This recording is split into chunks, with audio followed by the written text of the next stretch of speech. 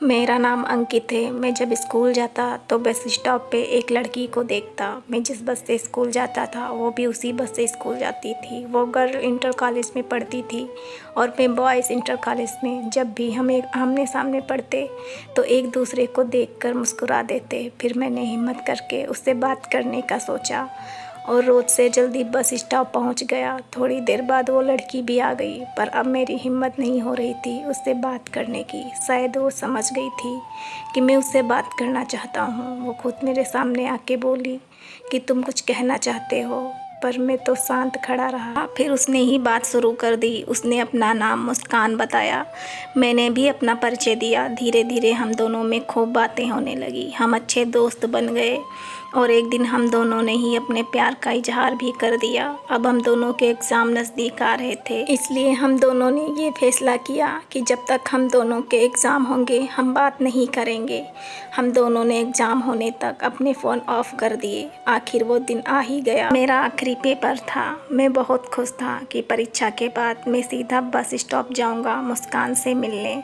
आज मेरा हिंदी विषय का परीक्षा था। मैं परीक्षा में जल्दी हाथ चला रहा था कि जल्दी से पेपर ख़त्म हो और मैं मुस्कान से मिलने जाऊं। पेपर ख़त्म हुआ और मैं सबसे पहले अपने क्लास से निकला और सीधा उसी बस स्टॉप पर गया। अभी मुस्कान की छुट्टी होने के लिए 2 घंटे बाकी थे। फिर भी मैं चला गया उधर और इंतज़ार करने लगा। वो 2 घंटे भी मुझे अब सालों लग रहे थे। 3 बज गए। स्कूल के छूटने का समय हो गया। मेरी नज़र बस मुस्कान को देखने के लिए बेचैन थी। मैं बेसब्री से उसका इंतज़ार कर रहा था। आखिरकार मुस्कान मुझे दिख गई बस स्टॉप की तरफ आते हुए। मुस्कान ने भी दूर से ही मुझे देख लिया। वो खुद को रोक नहीं पाई और वो मेरी तरफ दौड़ने लगी कि जल्दी से मेरे पास पहुंच जाए। उसको इतना भी ध्यान नहीं था कि वो रोड पर दौड़ रही है।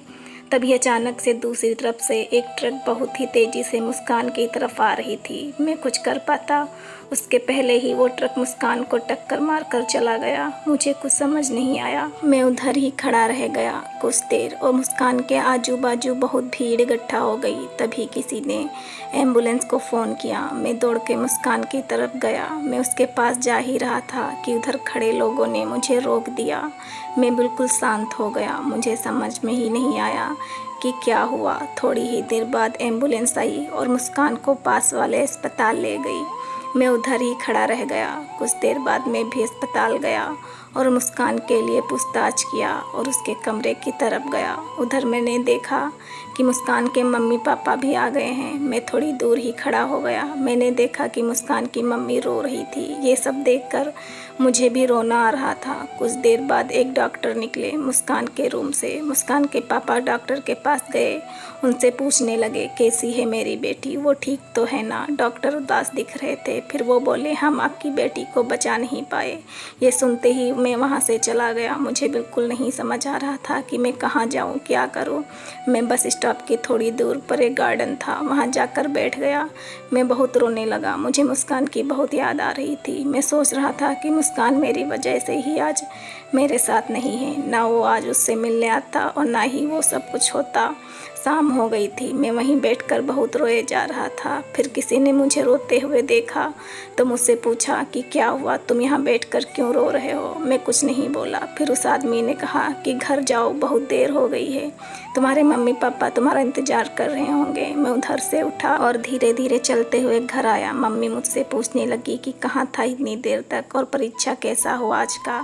मैं बोला ठीक था, मैं परीक्षा के बाद अपने दोस्त के घर चला गया था। इतना बोलकर मैं अपने कमरे में चला गया। मुझे खुद पर गुस्सा आ रहा था। मैं बहुत रोया। मैं खुद को माफ़ नहीं कर पा रहा था। मैं बस यही सोच रहा था कि सब मेरी गलती थी। मुस्कान की वो हालत उसकी वजह से हुई है। मेरी वजह से मुस्कान मुझे हमेशा के लिए छोड़कर चली गई। कुछ महीनों बाद मेरा रिजल्ट आया बोर्ड परीक्षा का। मैंने अपना रिजल्ट देखा और मैं अच्छे नंबरों से पास हुआ था। मुझे अपने रिजल्ट की कोई खुशी नहीं थी।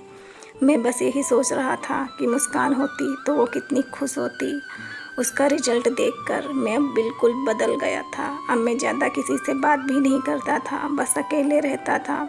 आगे की पढ़ाई के लिए मम्मी पापा ने मुझे हॉस्टल भेज दिया। मैं वहाँ जाकर थोड़ा बदल रहा था। अब मैं बाकी लोगों में थोड़ा घुल मिल रहा था, लेकिन मैं मुस्कान को नहीं भूला था और ना ही खुद को माफ़ कर पाया था। मैं पूरी ज़िंदगी खुद को मुस्कान का गुनहगार समझता रहा। मैं बस सोचता रहता कि मेरी वजह से ही मुस्कान मुझे हमेशा के लिए छोड़कर चली गई। मैं उसे कभी नहीं भूल सकता।